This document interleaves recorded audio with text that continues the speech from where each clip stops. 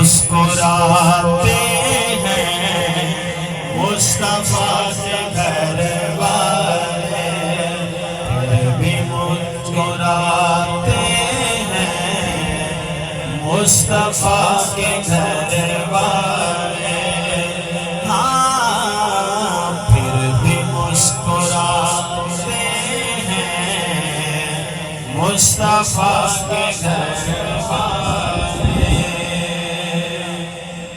اور کون کر سکے گا یوں مدح اہل بیت اختر، ارے کون کر سکے گا یوں مدح اہل بیت اختر، جس سے خود کراتے ہیں مصطفیٰ کے گھر۔ کیا بات ہے، جس سے خود کراتے ہیں مصطفیٰ کے گھر والے۔ ان کو یہ بتایا کہ میرے نزدیک تو اس کا یہی کفر کافی ہے کہ اس نے بوسہ گائے رسول کو کاٹا۔ یہ فسق نہیں ہے، یہ کفر ہے، کفر۔ حضرت ابی بکر اس بدبخت نے نہیں پہچانا۔ آج یزیدیت زمانے میں رسوائی کا شکار ہے کہ اس نے عدل کا قتل کیا تھا، ظلم کیا اس نے، ظلم کیا۔ اگر وہ شخص حسینیات حسینیات یزیدیات یزیدیات حسینیات، اگر وہ شخص عادل ہوتا تو خدا کی قسم ابو ہریرہ کی نقل کرتے ہوئے وہ اپنے سر کی پگڑی اتار کرنا راستے میں جھاڑو دیتا ان شہیدوں کی بارگاہ میں، اپنی عقیدت کا نذرانہ یوں پیش کرتا، مگر اس نے یوں نہیں کیا، اس نے عدل کا قتل کیا۔ وہ صرف فاسق فاجر پہلے تھا، لیکن آج وہ کافر ہو گیا ہے کہ اس نے خاندان رسول کے ساتھ زیادتی کی۔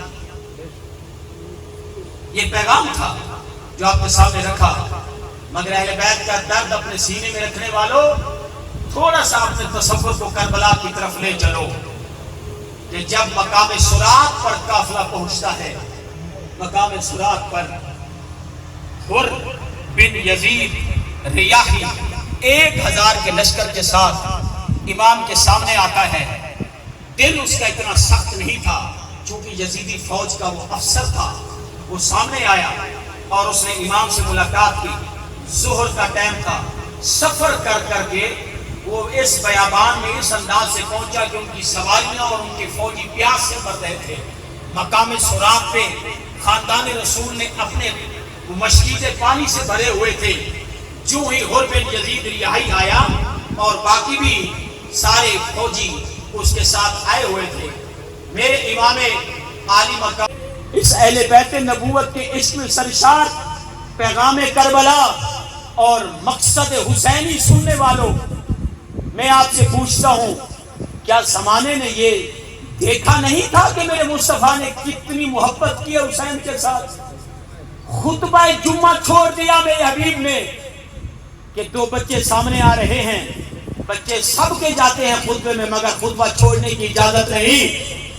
اے ختم نبوت کے پیکر، اے صدیق اکبر کے آقا و مولا، اے عمر فاروق کے آقا، اے عثمان غنی کے آقا، یہ تو ارشاد فرمائیں، کیا یہ حکم اب سب کے لیے ہے کہ اگر مسجد میں کوئی بچہ آ جائے اور لڑکھڑانے لگے تو باپ اس کا اگر خطبہ دے رہا ہو تو خطبہ چھوڑ کے اس کو اٹھائے؟ کہا نہیں، کسی کے لیے روا نہیں ہے، مگر میرے مصطفیٰ نے خطبہ روکا، یہ حدیث نہیں۔ سرکار چلے، قریب تھا کہ وہ سرخ رنگ کے خوبصورت ننھے بچے جنہوں نے دھاری دھار وہ لباس پہن رکھے تھے سرخ کلر کے، وہ قریب آتے ہیں کہ لڑکھڑانے لگتے ہیں، شاید کہ وہ گر جاتے ہیں۔ میرے مصطفیٰ نے منبر چھوڑ کر جا کے ان کو سینے سے لگایا، پھر چھوڑا نہیں، انہیں کو اٹھایا سینے سے لگا کے پھر منبر پہ آئے اگلا خطبہ انہی کے متعلق شروع ہو گیا تھا. لوگوں، یہ میرا حسن، میرا حسین میری بیٹی کے بیٹے ہیں، میری اپنی ایک اولاد نسل ہے. میں ان سے محبت کرتا ہوں. اللہ تو بھی ان سے محبت فرما. جو ان سے پیار کرے تو ان سے بھی محبت فرما. ارے لوگوں، میں پوچھتا ہوں کہ یہ باتیں جو ہم تک پہنچی ہیں کہ وہ سگا رخسار حسین پہ نیزہ مارتا ہے، کوئی سرکار کے سینہ اقدس پہ نیزہ مارتا ہے. ارے فاطمہ کا لال لڑتے لڑتے لڑتے لڑتے زمین پہ تشریف لے آتے ہیں. ایک بار خیام کا پھر وزٹ فرمایا. وہ سسکتی ہوئی محبت بھری آہیں میرے امام نے سنی تو دلاسا دیا.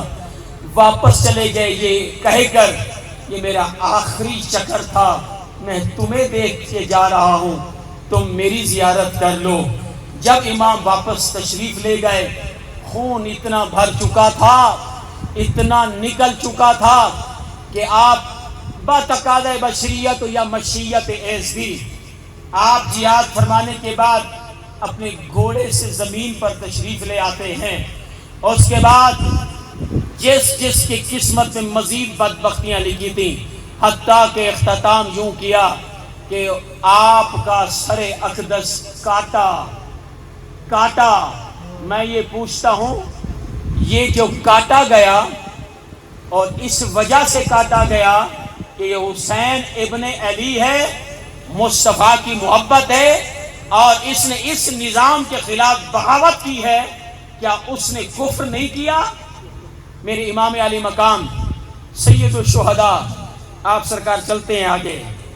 کس طریقے سے آگے چلتے ہیں؟ جس نے کہا تھا کہ اس کو مٹاؤں گا وہی نیزے پر ان کا سر لے کے چلے ہیں. میں تو سو رہی تھی، میں نے دیکھا خواب میں، ابن عباس بھی کہتے ہیں میں نے دیکھا خواب میں میرے محبوب کی داڑھی مبارک کے اندر مٹی تھی، بالوں کے اندر خاک مبارک تھی، بال خاک آلود تھے. جب یہ ان ہستیوں نے منظر دیکھا عرض کرتے ہیں یا رسول اللہ یہ کیا ہو گیا ہے؟ آپ کی پریشانی، چہرہ مغموم، غم حسین میں رونے والوں سنت مصطفیٰ پہ عمل کر رہے ہو. جب یہ کہا کہ حضور یہ حالت کیوں؟ میرے محبوب نے فرمایا مقتل گاہ کربل سے آ رہا ہوں، میرے نواسے کو شہید کر دیا گیا، میرے حسین کو شہید کر دیا گیا. سب کے جاؤں یا حسین کتنی محبت تھی میرے آقا کو آپ سے. کرتے ہیں اولادوں سے محبت، لیکن یہ ضروری نہیں کہ جہاں وہ تکلیف میں وہیں پہ ہر بندہ پہنچ بھی جائے. میرے حضور روضے سے باہر نکلے، کربلا میں پہنچے اور کہا میں سلمہ اٹھ، دیکھ اس شیشی کو جو میں نے تجھے مٹی والی دی تھی، آج وہ سرخ ہو چکی ہے، سرخ ہو چکی ہے. آلہ وصحبہ وبارک وسلم وبارک وسلم. بھیجو اگر درود تو ہوتا ثواب ہے، بھیجو اگر درود تو ہوتا ثواب ہے، بھیجو اگر درود تو ہوتا ثواب ہے. سلام تو بھیجو اگر سلام تو آتا جواب ہے. اللہم صلی علی سیدنا محمد.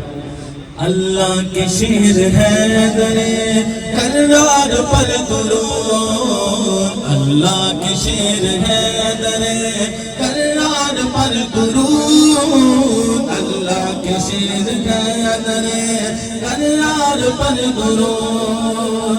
حضرت حسن حسین کے دانا محمد وعلا سیدنا علی وسیدتنا فاطمہ وسیدتنا زینب وسیدنا حسن وسیدنا حسین وعلى آله وصحبه سب کے دکھ تکلیفیں دور کر کے ان کو الہ العالمین ان کا مستقبل ان کا حال خوشیوں سے معمول فرما دے.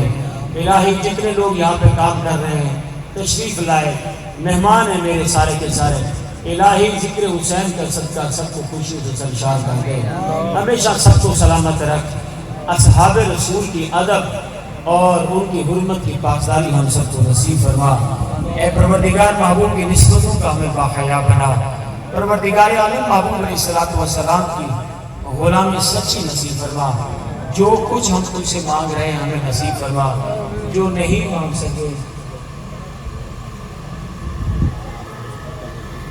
اور جتنے بھی ہم اپنے لیے نہیں مانگ سکے ہمارے بندے کا ہو بن مانگے عطا فرما. جنہوں نے جس انداز سے معاونت کی تو جانتا میرے بات پروردگار الہ العالمین ان کو اپنے بارگاہ سے ذکر حسین کا صدقہ وافر حصہ رحمت نصیب فرما.